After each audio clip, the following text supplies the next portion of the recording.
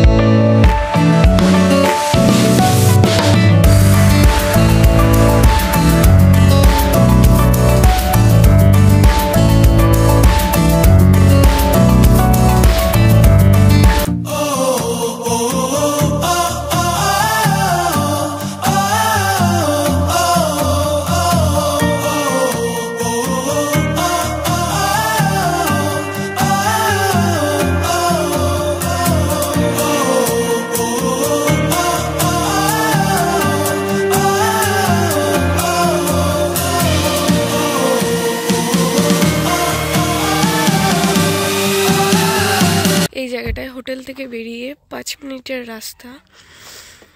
এই যে মানে একদিকে পুরো সাদা নোনতা আর একদিকে জল জল কিছু কিছু জায়গায় আছে, বাকি পুরো সাদা নোনতা দেখতে পাচ্ছ।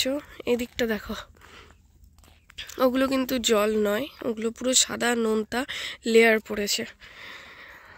আর এদিকটা জল দেখা যাচ্ছে কিছুটা দূরে, ওই দূরে গিয়ে ওখানে জল দেখা যাচ্ছিল না, ওখানেও পুরো সাদা নোনতার লেয়ার ছিল। তো আমরা কিছুটা দূরে এসে দেখলাম এখানটা জল দেখা যাচ্ছে। তো রাস্তাটা ঠিক এরকম। আর ওই তো সূর্য, এখানেও সেম, গুজরাটের এই জায়গাটাতেও সেম। আজকে আমরা ভোর 6টায় উঠেছি, উঠে দেখছি সকাল হয়নি। তো সকাল হলো যথারীতি 7টার সময় সকাল হয়েছে এখানে। আর এখন পুরো ভোর, এখন এখানকার লোকেরাও তো ওঠে না এই ভোরে। এই যে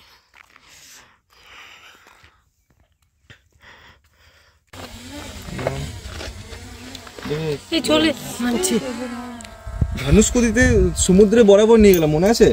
পুলিশ বাঁচাবার জন্য।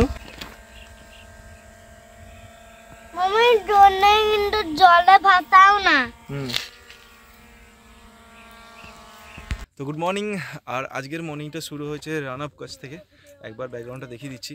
তার আগে বলতে আজকে আমাদের ডে 7 রাজস্থান গুজরাট রাইডের আজকে 7 নম্বর না 8 নম্বর, সরি আজকে 8 নম্বর দিন। আর সবাইকে ওয়েলকাম আমাদের দুজনকারী চ্যানেলে। আর একবার এখানে দেখিয়ে দিই মর্নিং ভিউটা চরম অসাধারণ। ড্রোন শটগুলো কিছু কিছু ড্রোন শট দিচ্ছি, কেমন লাগছে অবশ্যই কমেন্ট করে জানিও। বাকি একবার ভিউটা দেখিয়ে দিই। তো এই হচ্ছে সানরাইজ ভিউ। ওখানে তো দিগন্ত রেখা বোঝা যাচ্ছে না যে কোথায় মানে আকাশ আর কোথায়, একদিকে সূর্য আর একদিকে চাঁদ। হ্যাঁ না ওই জায়গাটা বলছি, ওই জায়গাতে বোঝা যাচ্ছে না যে কোথায় জল আর কোথায় স্থল আর কোথায় আকাশ। আর এই দিকটা পুরো ওই যে সাদা নুন জমে আছে, ঠিক আছে। এটা স্টার্টিং পয়েন্টটা। আমরা রান আপ কচ্ছ ভিউ যেটাতে আছি ওইখানটাতে পোর্শনটাতে মানে যে ভিউ পয়েন্ট, ওখানে গিয়ে আবার দেখি। আর এই রোডটাকে বলা হয় the road of haven Kutch.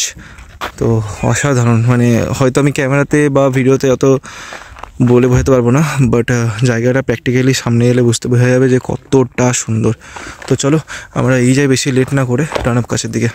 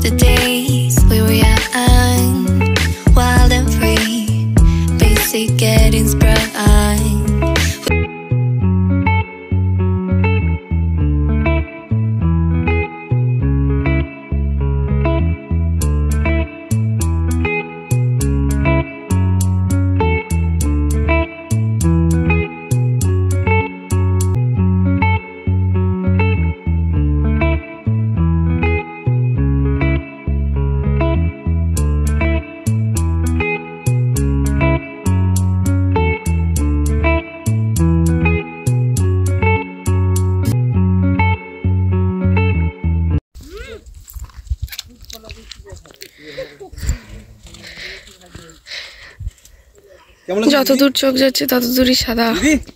Shubham এবার ড্রোন ওড়াচ্ছে এখানে। ড্রোন কই? এটা কি সত্যি নুন? এটা একটু পরে শুভম এখন ড্রোন ওড়াচ্ছে।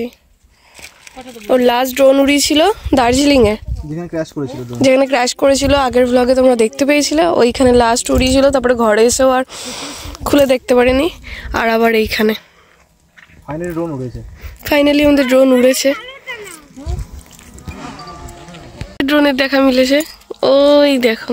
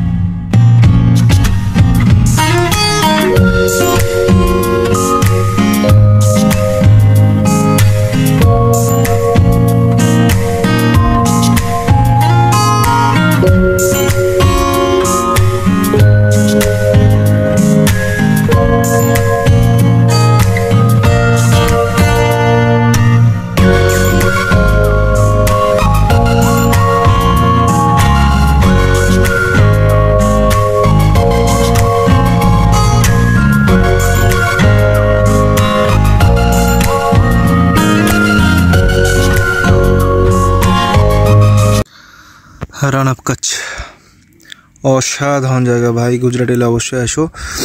আর এই যে এগুলো দেখছো সব নুনের মোটা মোটা লেয়ার, কিন্তু প্রচুর মানে পোকা মাকড় পড়ে আছে। আর এবার আমরা বেরিয়ে যাবো। অনেক ভালো ভালো ড্রোন শট সব পেয়ে গেছি। ড্রোন শটগুলো কেমন লাগলো অবশ্যই জানিও। বাকি বেরোই। আর এই আমাদের গাড়ি।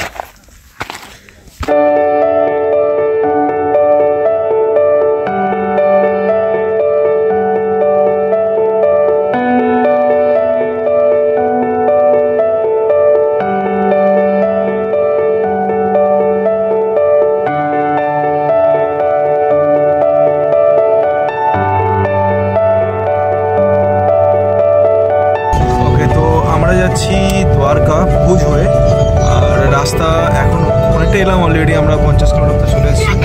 এখনও বাকি আছে 480 কিলোমিটার। সময় দেখাচ্ছে 9 ঘন্টা 9 মিনিট, মানে 6:28 পৌঁছাতে হতে। আর এখন বাজে 9:20। আর এই যে রাস্তাটা দিয়ে আমরা হাইওয়েটা ধরলাম, এই ঠিক হাইওয়ের উল্টো দিকটাতে গেলে একদম পাকিস্তান বর্ডার, ঠিক আছে। আর এদিকে সব লোকের ড্রেস এরকম সালোয়ার টাইপের মাল্টিপল কালারের সব। আর এখানে দুধের ব্যবসাটা বেশি হয়। ব্যাস ইনিশিয়ালি এটুকু ইনফরমেশন। আর ভুজ এখান থেকে বেশি দূর নয়, 70 কিলোমিটার। তবে ভুজে কিছু কিছু মন্দির আছে যেগুলো আমরা দেখছি না, কেননা আমাদের হাতে সময় কম আছে। প্লাস হচ্ছে আমরা দ্বারকা আর সোমনাথ মন্দিরের উপর বেশি ফোকাস করছি। আর এই ভুজে সি বিচও আছে, কেউ এলে চানটা করতে হবে, কিন্তু সেগুলো সেসব যাচ্ছি না, সরে আছি দ্বারকা। তো প্ল্যানে একটু চেঞ্জ হলো। রাস্তায় যেতে যেতে হোয়াইট রানের প্রচুর পোস্টার দেখতে পাচ্ছিলাম। তো একবার গুগল করলাম যে হোয়াইট রান কি। তো যেরকম দেখলাম ওরকমই, সবাই শুধু নামা যায় এটাতে এক্সট্রা, আর একটুনি বেটার ভিউ হয়তো। আমরা ডিসাইড করলাম একটু ঘুরে চলে আসি চট করে, বেশিক্ষণ তো লাগবে না, 30-60 মিনিট, 60 কিলোমিটার রাস্তা। চলো দেখে আসি হোয়াইট রানে কী আছে। তো এই যে ব্যানার, হোয়াইট রান 4 কিলোমিটার বাকি, আর ডান দিকে ঢুকতে হবে। আর এই প্রচুর চারিদিকে প্রচুর tent resort, same as it is জয়সলমারের স্যাম স্যান্ডিউন্সের মতন প্রোগ্রামের জায়গাও দেখলাম করা আছে। আর রাস্তায় রাস্তায় প্রচুর গাড়িতে করে নুন নিয়ে যাওয়া হচ্ছে। এটা কী বলে জায়গাটার নাম? অনলি অথরাইজ বাস এন্ট্রি। চলো যাওয়া যাক, দেখি সামনে কী আছে। শুরু হয়ে যায়।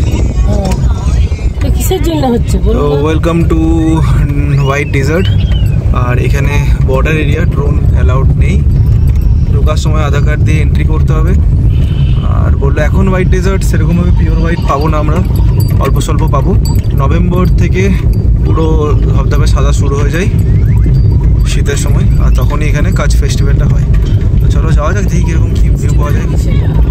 তো আমরা চলে এসেছি হোয়াইট ডেজার্টে, কিন্তু হোয়াইট ডেজার্টে এখন টাইমিং নয়, যার কারণে জল চারদিকে, কিন্তু খুব পাতলা লেয়ারের জল একদম। এটা নভেম্বর ডিসেম্বরের সিজন টাইম, তখন পুরো পিওর হোয়াইট থাকে চারিদিক। এর মধ্যেই ভাবতে পারছো, এর মধ্যেই উট চলাচল করে, লোক বসবাস করে, এখানেই কাচ ফেস্টিভ্যালটা হয়। তো আমরা বেশি কিছু করবো না, 2-3 মিনিট দাঁড়াবো দিয়ে বেরিয়ে যাব। তবে হোয়াইট ডেজার্ট আমরা ওই ধোলাভিলাতেই যা দেখলাম, ওটাই আমাদের সবথেকে বড় অ্যাচিভমেন্ট, এবং সবথেকে ভালো হোয়াইট আমরা ওখানেই দেখে নিয়েছি। তো এটা না দেখতে পেয়ে খুব একটা মনে দুঃখ নেই, কারণ যেহেতু সকালে ভালো ভিউ পেয়ে গেছি।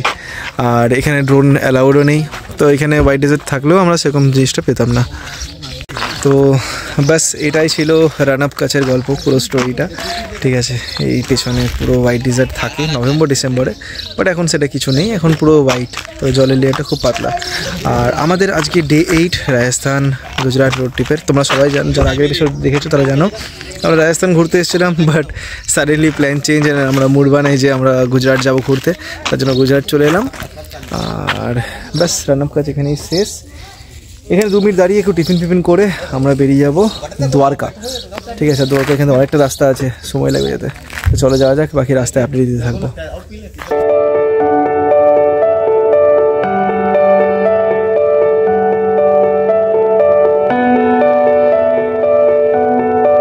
অনেকক্ষণ পর আমরা আবার একটু দাঁড়ালাম এখানে, দাঁড়িয়ে একটু চিপস চাই খাওয়ার জন্য। এখান থেকে আর গুজরাট 1 ঘন্টা 10-15 মিটার রাস্তা। 70 কিলোমিটার।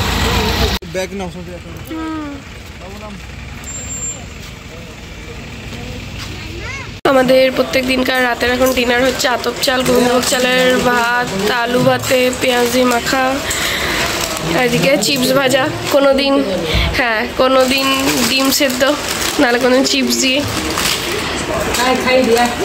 এই যে সব বসে আছে।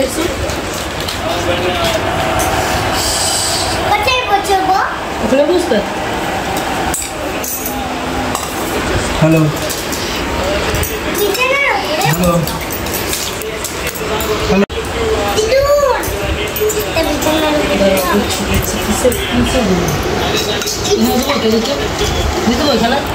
হ্যাঁ,